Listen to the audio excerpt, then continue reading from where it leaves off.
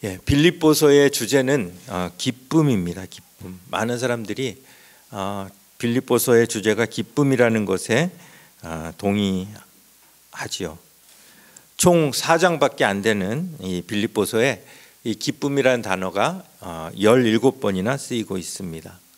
그런데 빌립보서를 더욱 특이하게 만드는 사실은 저자 사도 바울이 빌립보서를 쓴 장소가 감옥이라는 점이죠.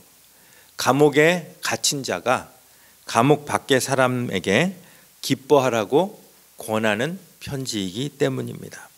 일반적으로는 감옥 밖의 자유자가 감옥 안의 사람에게 힘들어도 좀만 참고 인내하라 라고 권하는 것이 일반적이지만, 감옥 안에 있는 사람이 감옥 밖에 있는 사람한테 기뻐하라고 권하는 것은 좀 특이한 그러한 상황입니다. 그런 의미에서 이 빌립보서는 예수 그리스도의 능력이 우리 인간의 삶에 미치는 힘이 얼마나 큰지를 보여주는 것입니다.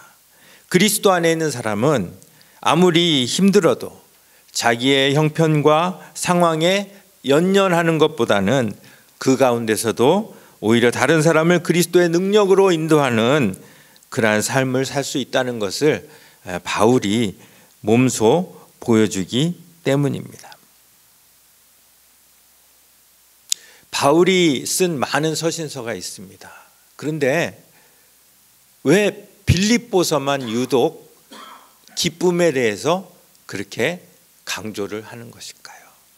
바울은 왜 빌립보서에만 계속해서 기뻐하라 기뻐하라 라는 말씀을 하고 있는 걸까요?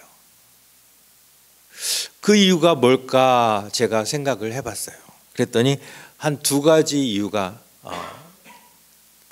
생각이 들더라고요. 첫 번째는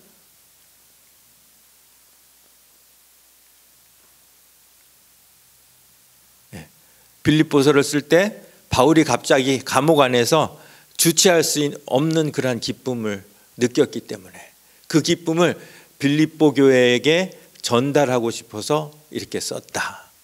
두 번째는 그렇게 기쁨을 강조해야 할 어떤 이유가 편지의 수신자인 빌립보 교회에 있었을 것이다. 자, 둘 중에 여러분들 생각은 어떤 것 같습니까?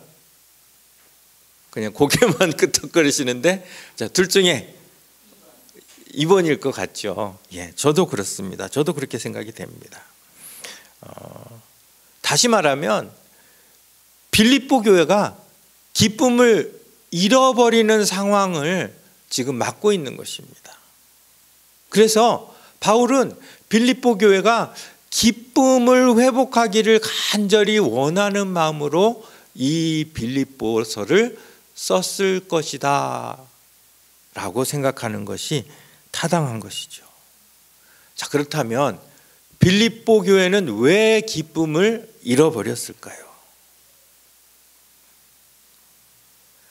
우리가 빌립보서를 읽으면 막 기쁨이 막 흐르는 것 같아요. 막 기쁨이 막 넘치는 것 같아요. 그런데 그 밑바닥을 이렇게 쭉 생각을 해보면 막 기쁨을 막 강조를 하는데 그 밑바탕에 흐르는 뭔가 무거움이 느껴져요. 어둠의 그림자가 느껴져요. 그것이 뭘까요?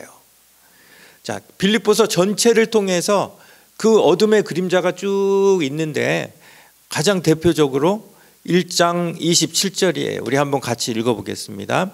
오직 너희는 그리스도의 복음에 합당하게 생활하라. 이는 내가 너희에게 가보나 떠나 있으나 너희가 한 마음으로 서서 한 뜻으로 복음의 신앙을 위하여 협력하는 것과, 지금 바울이 빌립보 교회에게 기쁨을 막 얘기를 하면서 중간에 툭툭 던지는 얘기예요. 그리스도의 복음에 합당하게 생활해야 된다. 합당하게 지금 생활을 못하고 있다는 이야기죠. 그런데 그 합당하게 생활하지 못하는 구체적인 것이 뭐예요? 빌립보 교회가 한 마음이 되지 못한 거예요. 한 뜻이 되지 못한 거예요. 다른 이야기로 하면 교회가 두 마음이 돼서 갈라진 거예요. 그러다 보니까 교회가 기쁨을 잃게 된 것이죠. 자, 우리 빌립보서 하면 가장 먼저 생각나는 구절이 어떤 구절입니까?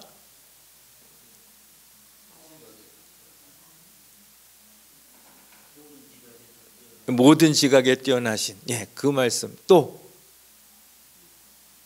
너희 안에 이 마음을 품으라, 곧 그리스도 예수의 마음이니. 얼마나 유명한 말씀입니까? 이 말씀을 통해서 바울이 그리스도의 복종하심과 겸손을 이야기하지만, 사실 그 앞뒤를 따져보면 이 그리스도의 겸손과 복종을 통해서 바울이 겨냥하는 바가 따로 있다는 것이죠. 자, 그 말씀이 2장 5절부터 시작되는데요. 2장 2절부터 한번 읽어보시면요. 자, 빌립보 교회가 이런 심각한 문제를 갖고 있었구나라는 것을 금방 알 수가 있어요.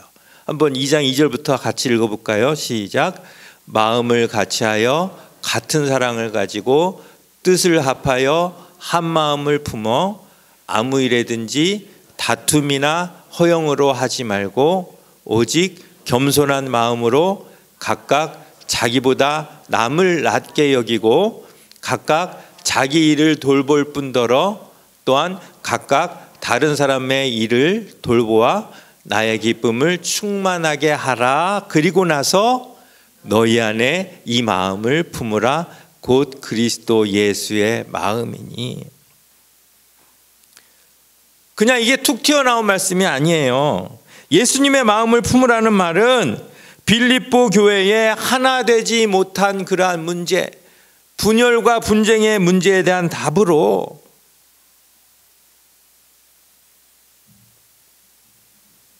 예수의 마음을 품어야 한다라는 말씀이 자연스럽게 이어지고 있다는 것이죠. 자, 예수님에 대해서, 예수님의 복종과 순종에 대해서, 겸손에 대해서 쭉 이야기하고 한 후에 또 2장 14절에 보면 모든 일을 원망과 시비가 없이 하라. 여러분들 이제 빌립보 교회의 그 지금 상황이 이제 눈에 들어오시죠?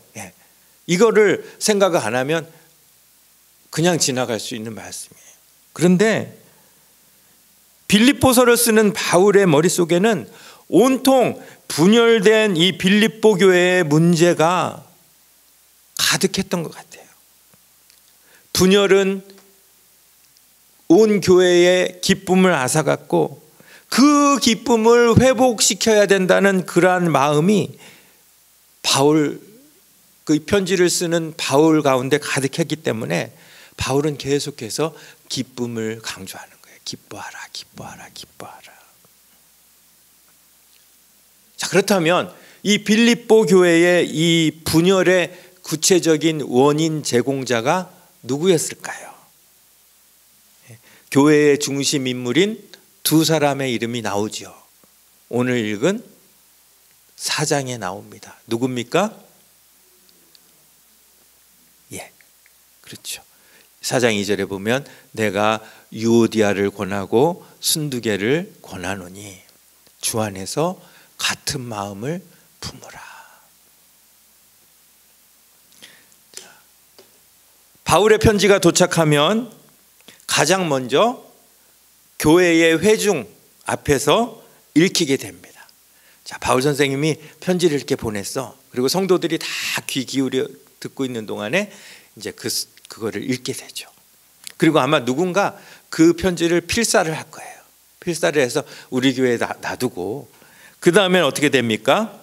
그 후에는 그 마게도냐 지역에 있는 모든 교회가 또 돌아가면서 읽게 됩니다. 그러면 또 그 교회에서도 이제 이거 바울 선생님이 빌립보 교회에 보낸 편지야. 그러면서 읽고 또 필사를 할 거예요. 누군가 필사를 하고 또 다른 교회로 또 이렇게 계속 돌아가면서 읽게 됩니다.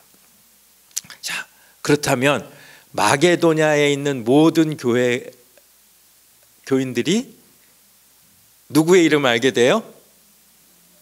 유오디아와 순두계라는 사람의 이름을 알게 돼요. 그것도 불미스러운 일로. 이보다 불명예스러운 일이 어디 있겠습니까?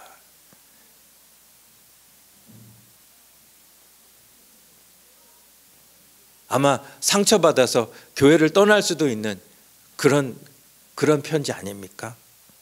그럼에도 불구하고 바울은 그들의 이름을 공적으로 거론합니다. 아마도 이 두 사람으로 야기된 빌립보 교회의 분쟁이 이미 그 지역에 널리 알려졌을 것이기 때문이에요. 그래서 바울이 유오디아와 순두계라는 두 사람의 이름을 거론해도 그 지역 사람들에게 새로운 뉴스가 아니라 이미 알고 있는 사실일 가능성이 많다는 것이죠. 자, 우리가 사도행전 16장에서 빌립보 교회가 어떻게 세워졌는지를 잘 알고 있습니다. 사도행전 16장 6절 말씀인데요. 한번 같이 읽겠습니다. 시작. 성령이 아시아에서 말씀을 전하지 못하게 하시거늘 그들이 비두니아로 가고자 애쓰되 예수의 영이 허락하지 아니하는지라. 밤에 환상이 바울에게 보이니 마게도냐 사람 하나가 서서 그에게 청하여 이르되 마게도냐로 건너와서 우리를 도우라 하거늘 바울이 그 환상을 보았을 때 우리가 곧 마게도냐로 떠나기를 힘쓰니 이는 하나님이 저 사람들에게 복음을 전하라고 우리를 부르신 줄로 인정함이러라. 예. 바울이 원래는 아시아로 가려고 했잖아요. 그런데 성령이 막았어요. 그리고 밤에 환상이 보여서 마게도냐 사람이 바울에게 와서 우리를 도우라. 그렇게 해서 간 곳이 첫 번째 성이 빌립보예요. 그러니까 이 빌립보 교회는 그냥 우연히 세워진 교회가 아니라 정말 하나님의 환상 중에 보여주신 그런 교회예요. 가장 먼저 옷감 장사인 루디아, 그가 믿고 그의 집에서 시작된 교회가, 가정교회로 시작된 교회가 빌립보예요. 그리고 나서 점치는 여종이 예수님께 돌아옵니다. 그 여종이 돌아옴으로 인해서 어떤 결과를 얻습니까? 바울과 실라가 빌립보 감옥에 갇혀서 매를 맞고 온갖 고난을 당합니다. 하지만 이 일을 통해 하나님은 놀라운 일을 이루셨죠. 무슨 일이 일어납니까? 간수가 예수를 믿고 주 예수를 믿으라. 그리하면 너와 내 집이 구원을 얻으리라.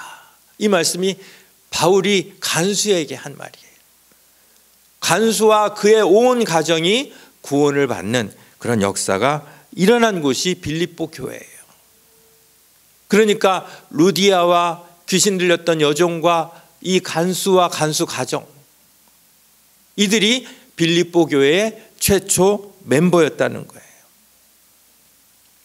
그렇게 매를 맞아가면서 그렇게 고생하면서 세운 교회가 빌립보 교회예요. 얼마나 귀하겠습니까? 그런데 이 빌립보 교회에 대해서 빌립보서보다 더 잘 설명하는 성경 구절이 있습니다. 고린도후서 8장이에요. 자, 고린도서 8장 말씀인데요. 자, 형제들아, 하나님께서 마게도냐 교회들에게 주신 은혜를 우리가 너희에게 알리노니. 자, 여기서 교회들 복수라고 나와 있지만 이 마게도냐의 교회들 중에서 가장 대표되는 교회가 빌립보 교회입니다. 자, 그런데 빌립보 교회는 어떤 교회예요?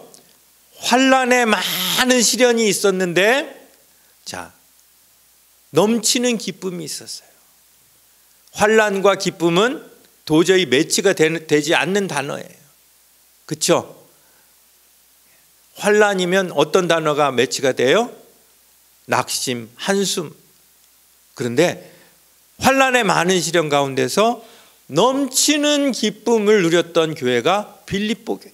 근데 그 기쁨을 잃어버린 거예요. 또 빌립보 교회는 어떤 교회입니까? 극심한 가난에 풍성한 연보를 했던 교회예요. 이것도 매치가 안 되는 단어 아닙니까? 극심한 가난과 풍성한 연보, 매치가 안 되죠. 극심한 가난이면 어떻게 헌금을 해야 됩니까? 겨우 정성을 보인다. 그런데 극심한 가난 속에 풍성한 연보를 했던 교회가 빌립보 교회예요. 그 다음에 세 번째로 어떤 교회입니까? 힘대로 할 뿐 아니라 힘에 지나도록 자원했던 교회가 빌립보 교회예요. 또한 네 번째로 이 은혜와 성도 섬기는 일에 참여함에 대하여 우리에게 간절히 구하니. 빌립보 교회는 지금 가난하니까 극심한 환란이 있으니까 안 해도 된다. 그런데 교회에서 사도들에게 간절히 구했어요. 우리도 참여하게 해달라고. 그래서 사도들이 바라던 돈뿐만 아니라 그들이 먼저 자신을 주께 드리고 하나님의 뜻을 따라 사도들에게 준 그런 교회예요. 그런데 그 교회가 지금 기쁨을 잃어버린 것입니다. 이 편지를 쓰는 바울의 마음이 어땠을까요? 자, 바울이 총 4장 중에서 4장의 첫머리에 유오디아와 순두개를 거론한다는 것은 큰 의미가 있습니다. 여러분들도 아마 음악을 전공을 안 하셨어도 학교 다니면서 음악 시간에 작곡하는 걸 배우셨을 수도 있어요. 저도 중학교 때인가 고등학교 때인가 이 작곡에 대해서 배웠던 적이 있어요. 우리 선생님이 음악 선생님이 가르쳐 주셨는데, 자, 너희들 4줄짜리 곡을 한번 써봐라. 4줄짜리 곡을 써요. 그러면서 가장 유의할 것은 클라이막스를 어디다 위치시키느냐. 그래서 클라이막스가 주로 나오는 곳이 어디냐면 3번째 줄 후반이나 4번째 줄 초반에 나와요. 그게 아주 작곡의 기본이에요. 그런데 문학도 다르지가 않아요. 4장짜리 빌립보서의 클라이막스는 3장의 후반이나 4장의 초반이에요. 그런데 이 4장의 첫머리에 유오디아와 순두개의 이름이 거론됐다는 것은 이 편지의 핵심 메시지가 누구를 향하고 있다는 거예요? 이 두 사람과 동조해서 분쟁을 벌이는 그런 사람들에게 향하고 있다는 것이죠. 유오디아와 순두개가 어떤 인물입니까? 이들은 여자였을까요? 남자였을까요? 여자였습니다. 사도행전 16장에서 이미 우리가 보았듯이 빌립보 교회의 최초의 교인은 루디아와 귀신 들린 여종이었어요. 여자들이 많은 그런 교회였어요. 유오디아와 순두개 역시 교회에 들어와서 봉사와 섬김으로, 여기 나온 것처럼 환난의 많은 시련 가운데서 넘치는 기쁨으로, 극심한 가난 가운데서 풍성한 연보를 했던 그런 사람 가운데 한 사람이었을 거예요. 그런데 이 중심 인물인 두 여성 사이에서 보이지 않는 알력이 생겼고, 결국 이들은 경쟁심을 서로 경쟁을 하면서 서로 한 마음을 품지 못하고, 이 두 사람을 중심으로 교회 전체가 흔들리고 기쁨을 잃게 된 것 같아요. 자, 그렇다면 일반적으로 교회에 이런 분쟁이 생기면 목회자는 어떻게 처리를 합니까? 말씀에 따라서 누가 잘하고 누가 잘못됐는지를 구분합니다. 그런데 바울도 어찌할 수 없는 상황이에요. 왜냐하면 바울이 이렇게 이야기하고 있기 때문이죠. 3절인데요. 자, 또 참으로 나와 멍에를 같이 한 내게 구하노니 복음에 나와 함께 힘쓰던 저 여인들 누구예요? 유오디아와 순두계, 그들을 돕고 또한 글레멘드와 그 외의 나의 동역자들을 도우라. 그리고 나서 뭐라고 얘기합니까? 그 이름들이 생명책에 있느니라. 바울이 그 이름이 이미 생명책에 있다고 단정할 만큼 유오디아와 순두계는 흠잡을 수 없는 그런 믿음을 가진 사람들이에요.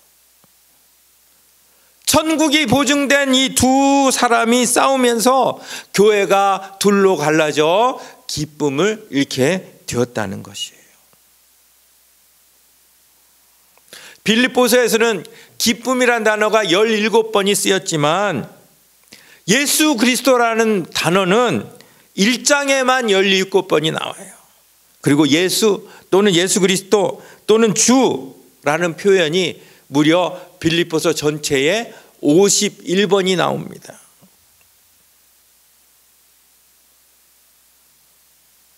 결국 예수 그리스도만이 기쁨의 근원이시고 예수 그리스도만이 분쟁의 해결책이신다는 것을 바울이 이야기하고 있는 것입니다.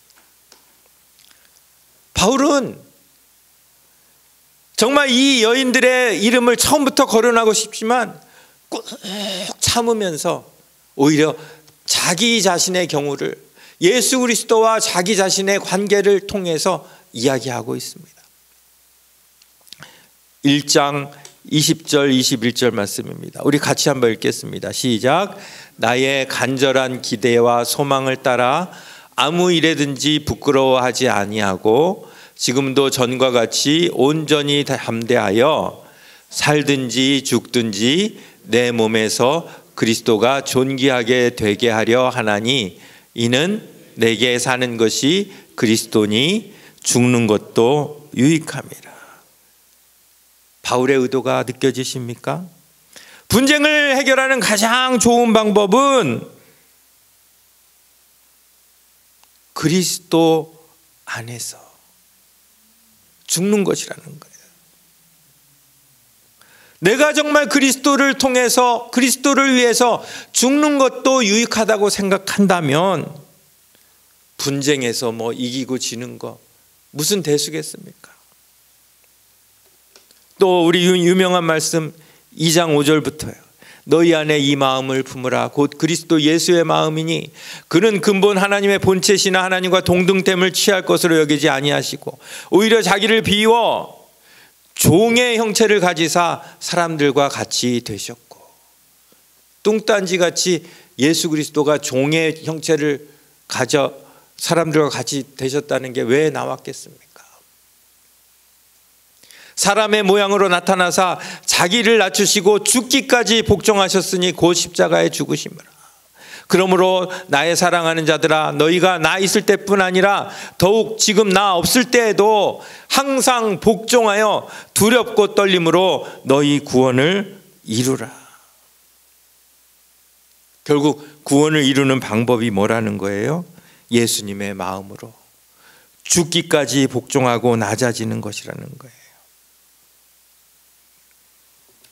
아까도 읽었지만 14절 말씀, 모든 일을 원망과 시비가 없이 하라. 만일 너희 믿음의 재물과 섬김 위에 내가 나를 전제로 드릴지라도 나는 기뻐하고 너희 무리와 함께 기뻐하리니 이와 같이 너희도 기뻐하고 나와 함께 기뻐하라.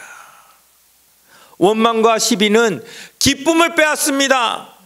원망과 시비를 하면서 기뻐하는 사람이 어디 있습니까? 우리의 기쁨을 빼앗아 갑니다. 기쁨을 회복하는 방법은 바울처럼 내 자신을 부어 드릴지라도 서로 같은 마음을 갖는 것입니다.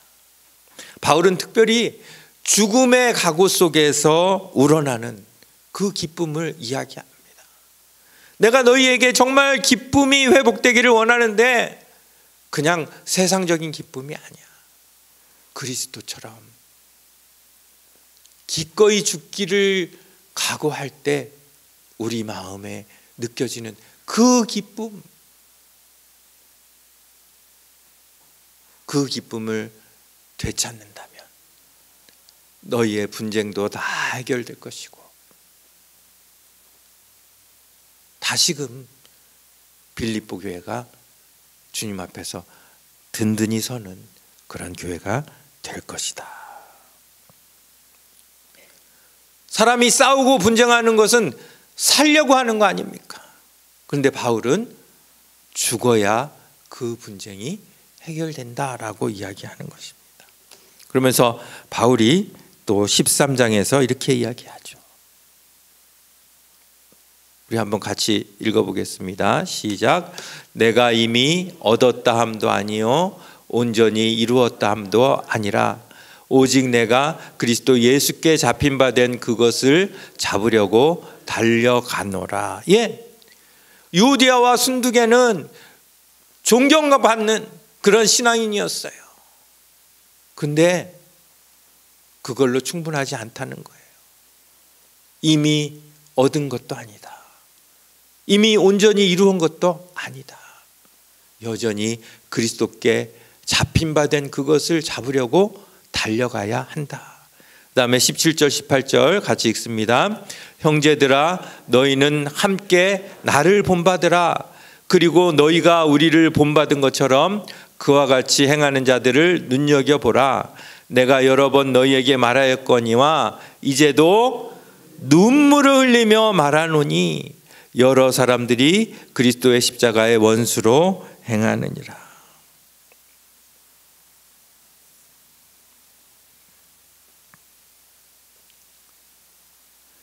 여러분, 바울이 지금 기쁨을 그렇게 강조하고 있는데 여기서 기쁨이라는 단어를 계속 쓰고 있는 바울은 지금 울고 있어요.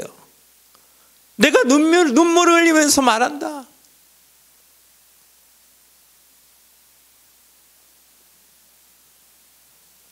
그리고 드디어 이제 여기까지 참아왔던 본심을 4장에서 꺼냅니다.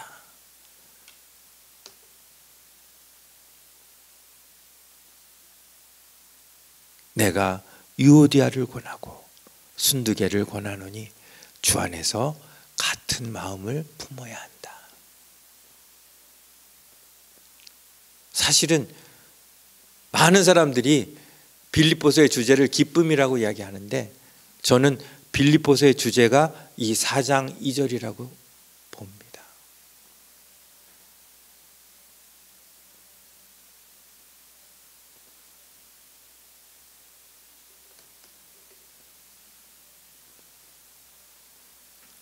그러면서 또 3절에서 이야기하는 게 뭡니까? 온 교회가 그들이 같은 마음을 품도록 도와줘야 된다. 이제 그러면서 우리 계집사님 말씀하신 것처럼 기쁨에 대해서 계속 이야기합니다. 자, 4절과 5절, 4장 4절과 5절 같이 읽습니다. 주 안에서 항상 기뻐하라.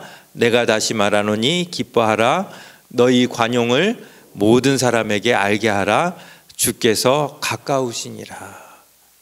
관용을 모든 사람에게 알게 하라. 그러면서 유명한 말씀 하시죠. 자, 6절과 7절 같이 읽습니다. 시작. 아무것도 염려하지 말고 다만 모든 일에 기도와 간구로 너희 구할 것을 감사함으로 하나님께 아뢰라. 그리하면 모든 지각에 뛰어난 하나님의 평강이 그리스도 예수 안에서 너희 마음과 생각을 지키시리라. 바울은 눈물과 기도로 그들을 권하지만 결국은 하나님이 최종 해결책이심을 고백합니다. 모두가 염려하고 걱정하는 상황입니다. 마게도냐에 있는 모든 지역에 있는 교회들이 함께 염려하고 걱정하는 그런 상황입니다. 하지만 모든 일에 기도와 간구로 구할 것을 감사함으로 하나님께 아뢰면 우리가 지각할 수 있는 모든 지각에 뛰어나다는 것은요, 우리가 지각할 수 있는 것보다 더 뛰어나다는 거예요. 그러니까 인간이 지각할 수 있는 것보다 더 뛰어난 평강이 그리스도 예수 안에서 너희 마음과 생각을 지키시리라. 자, 말씀을 정리합니다. 오늘 이 말씀을 통해서 배우는 교훈은 구원받은 성도끼리도 분쟁이 일어날 수 있다는 거예요. 그리고 그 분쟁은 기쁨과 평강을 앗아갈 수 있다는 거예요. 교회에서 분쟁이 일어나면 완전히 그냥 막 원수 대하시듯이 그렇게 하는 경우도 많이 있는데, 사실은 생명책에 기록된 사람들도 같은 마음을 품지 않을 수 있다는 거예요. 하지만 바울은 분명한 해결책을 우리에게 제시하고 있습니다. 자, 정리해 보겠습니다. 첫 번째는 뭘까요? 그리스도의 마음을 본받아서 낮아지고 겸손하며 죽어지는 것.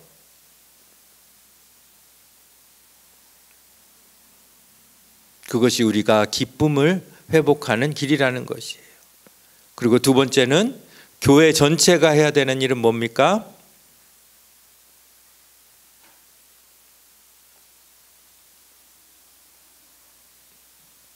그들을 도와 한마음이 되도록 하는 일이에요.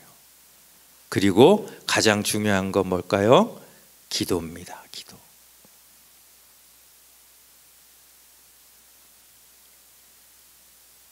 모든 염려를 내려놓고 감사함으로 오직 하나님께 간구하는 것.